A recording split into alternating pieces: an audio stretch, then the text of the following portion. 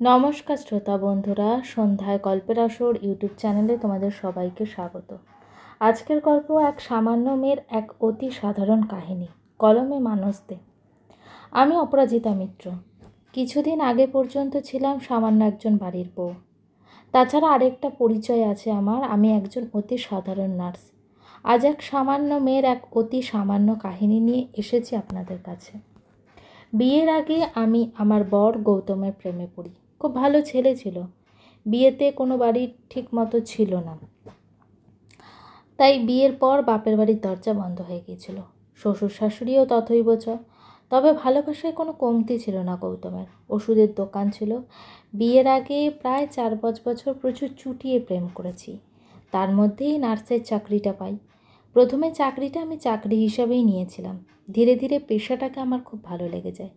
বুঝতে পারতাম একটা রোগী অনেকটাই সুস্থ হয়ে ওঠে স্রেফ একটু সহমর্মিতা মাখানো সেবায়। আমার কাজের জন্য কর্তৃপক্ষ খুশি হয়ে আমাকে আইসিইউতে নিয়োগ করে। প্রতিটি রোগীর জীবন মৃত্যু যুদ্ধে আমিও যেন সামিল হয়ে যেতাম। প্রতিটি মৃত্যুই আমাকে যেমন কষ্ট দিত, তেমন প্রতিটি জীবন লাভ আমাকে দিত অপার আনন্দ। এই নিয়ে বেশ কাটছিল। সংসারও হয়ে গিয়েছিল প্রায় 2 বছর। প্রতিটি নারীর মতো আমিও মা হতে চেয়েছিলাম। সেই মতো আমাদের প্ল্যানিংও শুরু হয়ে গিয়েছিল। তারপর হঠাৎ করে সারা পৃথিবী জুড়ে নেমে এলো অতিমারির মতো বিপর্যয় করোনা। 2020 এপ্রিলে যখন লকডাউন চালু হলো সারা দেশ জুড়ে, যে সময় ডাক্তার আর নার্সের ভূমিকা সমাজে খুব বড় করে দেখা দিল, ঠিক সেই সময় পাড়া থেকে একঘরে করে দেওয়া হলো আমার। অপরাধ না করোনা রোগীর সেবা করি আমি। আমাকে পাড়া ছাড়ার শাসানি দেওয়া হয়েছিল। আমার স্বামীকে হুমকি দেওয়া হয়েছিল। পরিবার থেকে বলেছিল চাকরি ছেড়ে দিতে, প্রাণ থাকলে এমন চাকরি অনেক আসবে। পারিনি আমি। আইসিইউতে সেই সব মানুষগুলোর আর্ত করুণ মুখগুলো সামনে ভেসে উঠত। না, কাউকে দোষ আমি দিচ্ছি না। আস্তে আস্তে সব ঠিক হয়ে এসেছিল। সব কিছু যখন প্রায় নর্মাল, ঠিক তখনই আছড়ে পড়ল সারা দেশে করোনার দ্বিতীয় ঢেউ, ডেল্টা। আমি অপরাজিতা মিত্র, এক অতি সামান্য মেয়ের এক অতি সাধারণ কাহিনী সৃষ্টি হয়েছিল ঠিক তারপর থেকে। আমি কেন, কেউ বোধহয় কোনোদিন এমন ভয়াবহ পরিস্থিতি আগে কখনো দেখেনি। সারা দেশে মৃত্যু মিছিল, এক একটা অক্সিজেন সিলিন্ডারের জন্য হাহাকার। হাসপাতালে কোনো বেড নেই, ডাক্তার নেই, ওয়ার্ডে নার্স নেই। গৌতম কত করে বলেছিল, তুই চাকরি ছেড়ে দে অপু, ডেল্টাটা চলে যাক, তারপর আবার না হয় জয়েন করবি। আমি বলেছিলাম, যাদের সবচেয়ে আগে দরকার এই সংকটকালীন পরিস্থিতিতে, তুই তাকে পালাতে বলছিস। আমি পারবো না। এবার এপ্রিলের শেষের দিক থেকে শুরু হয়েছিল সেই ঝড়।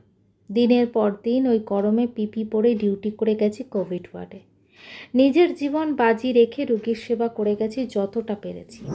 প্রতি মুহূর্তে একটা আতঙ্ক যেন তাড়া করে বেড়াতো। তার মধ্যে হঠাৎ করে হারাই আমার 2 সহকর্মীকে একদম চোখের সামনে। শুনতে পেতাম মৃত্যুর নিঃশব্দ পদচারণা আমার চারপাশে, যেন অক্টোপাসের মতো ধীরে ধীরে আমায় ঘিরে ধরেছে সমস্ত দিক দিয়ে। একমাত্র মুক্তি যেন মৃত্যু। তবুও লড়াইয়ের ময়দান ছাড়ার কথা ভাবতে পারিনি কখনো। যারা দেশের হয়ে বর্ডারে লড়াই করেন, শত্রু তাদের কাছে অদৃশ্য নয়, তাদের কাছে লড়াইয়ের জন্য অনেক অস্ত্র থাকে। কিন্তু আমাদের লড়াইটা ছিল এক অদৃশ্য শত্রুর বিরুদ্ধে। কোনো অস্ত্রই যেন যথেষ্ট ছিল না, তবুও দাঁতে দাঁত চেপে লড়াই করে গেছি। দেখেছি 18 বছরের তরুণ তরচাতা ছেলেকে হেরে যেতে। দেখেছি 4-5 বছরের ছোট্ট ছেলেকে একদম অনাথ করে অসহায়ভাবে মা বাবা দুজনকে পর্যদস্ত হতে। দেখেছি মৃত্যুর এক অতি শীতল ভয়াল ভয়ঙ্কর রূপ, হাড় হিম করা অনুভূতি। সেদিন উপলব্ধি করেছিলাম জীবনে একমাত্র সত্যি হলো মৃত্যু আর সময়। ছেলে মেয়ে, বাবা মা, আত্মীয় স্বজন সব এক মায়ায় বন্ধনে আবদ্ধ, ক্ষণিকের বন্ধন।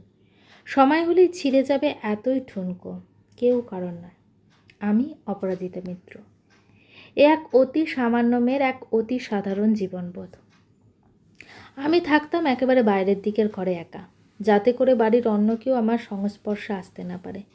সপ্তাহে 2 দিন করে কোভিড টেস্ট হতো আমাদের, যেন মৃত্যুর পরোয়ানার অপেক্ষা, যে কোন দিন সময় আসতে পারে তৈরি থাকতে হবে। ভগবানের বোধে অশেষ করুণা ছিল আমার ওপর।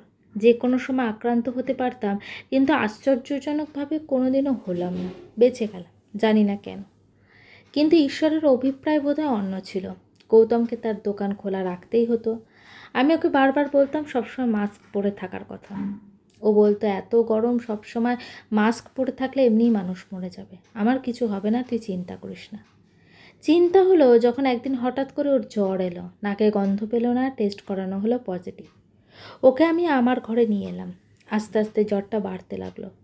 12 ঘন্টা হসপিটালের পর বাকি 12 ঘন্টা আমি কাটাতাম গৌতমকে নিয়ে। জ্বরটা যখন বাড়লো, যখন ওর শ্বাসকষ্ট শুরু হলো, তখন কোথাও কোনো অক্সিজেন সিলিন্ডার নেই, কোনো হসপিটালে বেড নেই। কিছু মানুষ এই অবস্থার সুযোগ নিয়ে করে গেল কালেবাজারি। 1,000 টাকার রেমডিসিভির বিকোচ্ছে তখন 20,000 টাকা। একটা অক্সিজেন সিলিন্ডার প্রায় 7 থেকে 8 হাজার টাকা। হসপিটালের নার্স ছিলাম বলে হয়তো কর্তৃপক্ষকে অনুনয় বিনয় করে একটা বেড জোগাড় করতে পেরেছিলাম। অক্সিজেন দেওয়া হলো, 3-4 দিন পর বেশ সুস্থও হয়ে উঠল গৌতম। আমাকে ওর পাশে দেখে হয়তো আশ্বস্ত বোধ করত, কিন্তু কথা বলার মতো পরিস্থিতি তখনও তৈরি হয়নি। তারপর হঠাৎ করে দিন 2 পর শুরু হলো সাইটোকাইন স্টর্ম, যেখানে মানুষের ইমিউনিটি সিস্টেম নিজের দেহকে আক্রমণ করে। শেষ রক্ষা হলো না। স্রেফ দাঁড়িয়ে দাঁড়িয়ে দেখা ছাড়া কিছু করার ছিল না। কেউ কোনো চেষ্টা ত্রুটি রাখেনি, কিন্তু ওই যে ভগবানের মান, কার যাবার কথা ছিল কে চলে গেল হঠাৎ করে। আমি তারপরেও নেগেটিভ। আমি অপরাজিতা মিত্র, এক সামান্য মেয়ের অতি সাধারণ পৃথিবীটা যেন হুড়মুড় করে ভেঙে পড়ল আমার মাথার উপর। যাকে এত ভালোবাসতাম তাকে পিপিতেই মোড়া হলো ছোঁয়া বারণ। কখন আমাকে ওর শরীর ছুঁতে বারণ করেনি গৌতম। খুব রাগ, খুব অভিমান হচ্ছিল। কাঁদার ক্ষমতাটুকুও ছিল না। শেষকৃত্য নিজের হাতে শেষ করে যখন বাড়ি ফিরলাম, ততক্ষণে শ্বশুরবাড়ির দরজা আমার জন্য বন্ধ হয়ে গেছে। তালাবন্ধ অবস্থায় কোলাপসেবল গেটের ওপর প্রান্ত থেকে বলা হতো আমার জন্যই নাকি ওদের ছেলে মারা গেছে। এতই অলক্ষণে বউ আমি। তাই ওই বাড়ির দরজা আমার জন্য কখনো খোলা হবে না। বাপের বাড়ির দরজা অনেক আগেই বন্ধ হয়ে গিয়েছিল। রাত তখন 10টা। তার আগের দিন পর্যন্ত চোখে কোনো ঘুম নেই। ক্লান্ত অবসন্ন দেহটাকে টানতে টানতে রাস্তায় নিয়ে এলাম। অদ্ভুত এক অনুভূতি হচ্ছিল। আমি মুক্ত, সম্পূর্ণভাবে মুক্ত। রাস্তায় কোনো গাড়ি নেই। বেশ অন্ধকারে আচ্ছন্ন। মোবাইলের চার্জ আগেই চলে গেছিল। রাস্তায় 2-1টা নেকড়ে শরীরটাকে মাপছিল। একজন খুব সামনে এসে হাত ধরে টানার চেষ্টা করছিল। আমি তখন ফুঁসছি, ঘন ঘন শ্বাস নিচ্ছি। শরীরটা হঠাৎ খুব শক্ত হয়ে গেল। উধাও হয়ে গেল সমস্ত ভয়। হাতের মুঠিটাকে শক্ত করে সজোরে নাকে চালিয়ে দিলাম। মুহূর্তের মধ্যে লোকটা পড়ে গেল। তারপরে পুরুষাঙ্গে সজোরে কয়েকটা লাথি। লোকটা গোঙাতে শুরু করলো। পাশে একটা ইট পড়ে ছিল। ভেবেছিলাম ওই ইটটা দিয়ে পুরো মাথা থেতলে দিয়ে পৃথিবী থেকে একটা জঞ্জাল সরিয়ে দিই। ইটটাও তুলেছিলাম। জীবনের প্রথম খুনে খুব কাছাকাছি, শুধু ওই ইটটাই সজোরে মাথায় আঘাত করলে সব শেষ। দিক বেদিক জ্ঞানশূন্য, ভয়শূন্য একমাত্র মানুষ তখন আমি। চোখে শুধুই ঘৃণা। হঠাৎ হুঁশ ফিরল। মনে হলো জীবন দেওয়াই আমার কাজ, নেওয়া নয়। ইটটা ছুঁড়ে ফেলে লোকটার মুখে থুতু ছিটিয়ে দিলাম। এতদিন ধরে জমানো পুরো থুতুটাই যেন উগড়ে দিলাম। কি জানি থুতুটা নোংরা হলো কিনা। লোকটা তখন গোঙাচ্ছে। আমি পিছন ফিরে আবার হাঁটা দিলাম। তাড়াহুড়ো নেই, নির্দিষ্ট কর্তব্য নেই। বৈশাখের দাবদাহে ক্লান্ত পৃথিবীতে অলস রাতের দক্ষিণা হাওয়া। অষ্টমীর জ্যোৎস্না এক মায়াবী পৃথিবীতে আমি হেঁটে চলেছি। চারিদিকে ছায়াগুলো অশরীরী আত্মার মতো। অনেক কিছু যেন কানে কানে বলতে চায়। রাতের নিস্তব্ধতায় তারা যেন আরও রহস্যবৃতা। আমি যেন সেই রাতে এই শহরের একমাত্র পথ হারানো পথিক, যে ইচ্ছে করেই পথ হারিয়েছে। আমি হাঁটছি, যেদিকে দুটো পা নিয়ে যাচ্ছি সেদিকেই আমি হাঁটছি। কতক্ষণ হেঁটেছিলাম মনে নেই, তবে হাঁটতে হাঁটতে এক জায়গায় এলাম যেখানটা বেশ আলোকিত। ফুটপাতে জনা কয়েকজন শিশুর সঙ্গে আরও কয়েকজন ঘুমাচ্ছে। আমি ওখানে বসলাম। কিছু পরে দেখলাম একটা বাচ্চা ঘুম থেকে উঠে আমাকে জিজ্ঞেস করেছে আমি শোবো কিনা। আমি ঘাড় নেড়ে না বললেও ছেলেটা একটা চট এগিয়ে দিল। বুঝতে পেরেছিল বোধহয় আমি খুব ক্লান্ত। কিছুক্ষণ পর শুয়েও পড়লাম। দেখছিলাম চাঁদের ওপর দিয়ে হালকা হালকা মেঘের উড়ে যাওয়া। কোথায় যাচ্ছে কে জানে। দূরে, খুব দূরে মিল্কি ওয়ে বোধহয়। অসংখ্য তারা, তারাদেরও বোধহয় নির্দিষ্ট ঘর আছে। রাতের বেলায় তারারাও মনে হয় নিজের বাড়িতে ফিরে আসে। ওদের কোনো একটা নিশ্চয়ই গৌতম হবে। এভাবে কখনো আমি রাতের আকাশ দেখিনি, আজ দেখছি। কি গভীর, কি বিশাল ব্যাপ্তি। জীবনে প্রথমবার অনুভব করছি মুক্তির স্বাদ। কোনো পিছুটান নেই, কারোর প্রতি দায়িত্ব নেই, কর্তব্য নেই। নিজেকে ওই মেঘগুলোর মতো হালকা লাগছিল। আমি অপরাজিত মিত্র এক অতি সামান্য মেয়ে, অতি সাধারণ, যার মাথার ওপর থেকে ছাদটা সরে গিয়ে সারা আকাশটাই ছাদ হয়ে গেল একদিনে। তারপর সকালে আবার হসপিটালে আসি, এসে আমার অবস্থার কথা ওখানে বলি। আমার এক সহকর্মী আমাকে ওর বাড়িতে থাকার কথা বলে, যতদিন না আমি নিজে একটা মাথা গোজার ঠাঁই জোগাড় করতে পারি। প্রথমবার বুঝতে পারি মানুষের শোক প্রকাশও কখনো কখনো বিলাসিতা। গৌতম আমাকে খুব ভালোবাসত। কোভিডের দিনগুলো ছাড়া প্রতি রাতে আমার জন্য অপেক্ষা করতো কখন ফিরব। আমি ফিরলে দুজনে একসঙ্গে ডিনার খেতাম। সারাদিনে ওই সময়টার জন্য আমি মুখিয়ে থাকতাম। সেই গৌতমকে নিয়ে শোক প্রকাশের মতো অবস্থাতেও আমি ছিলাম না। পরের দিন থেকে আবার ডিউটি। হাসপাতালে নার্স নেই, আমি না গেলে রুগীগুলোকে কে দেখবে। ওয়ার্ডে ঢুকে সব ভুলে যেতাম। মনে হতো ভগবান এই লোকগুলোর দায়িত্ব যেন আমার উপর সঁপে দিয়েছেন। প্রাণপণে চেষ্টা করতাম যতজনকে বাঁচানো যায়। আমি অপরাজিতা মিত্র এক অতি সামান্য মেয়ে, অতি সাধারণ কিছু করার চেষ্টা করতাম। ডেল্টার ঝড় থেমে গেছে অনেক আগেই। আমি এখন এক কামরার সাধারণ এক ভাড়া বাড়িতে থাকি। স্বাধীন, মুক্ত, ভয়ডরহীন, কোনো কিছুতে আর ভয় পাই না। মনে আছে ছোটোবেলায় ইঞ্জেকশনকে খুব ভয় পেতাম। রাতে কোনোদিনও একা শুতাম না ভূতের ভয়। সেই আমি এখন কিছুতেই ভয় পাই না। মৃত্যুকে এত সামনে থেকে উপলব্ধি করেছি যে মৃত্যু ভয়টাও আর নেই। ওই কয়েক সপ্তাহই আমার জীবন দর্শনটাই সম্পূর্ণ বদলে দিয়েছে।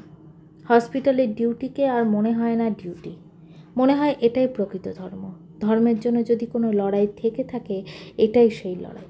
যে লড়াইয়ে সামিল প্রণব, মকবুল বা টমাসের মতো মুমূর্ষু মানুষগুলো। যে লড়াই মন্দির, মসজিদ, গির্জার বাইরে। যে লড়াই বিজ্ঞানের, যে লড়াই যুক্তির, যে লড়াই মনুষ্যত্বের, মানবিকতার। যে লড়াইয়ের এক সামান্য নারীর নেই কোনো পুরুষাকার, নেই কোনো বীরত্বের সম্মান, নাই বা থাক কোনো কিছু, তবুও এই লড়াইটার জন্য এখনও বাঁচতে ইচ্ছে করে। জানি না এই অতিমারি কবে যাবে, জানি না আবার কবে কোন মৃত্যু মিছিল আমাদের জন্য অপেক্ষা করে আছে কিনা।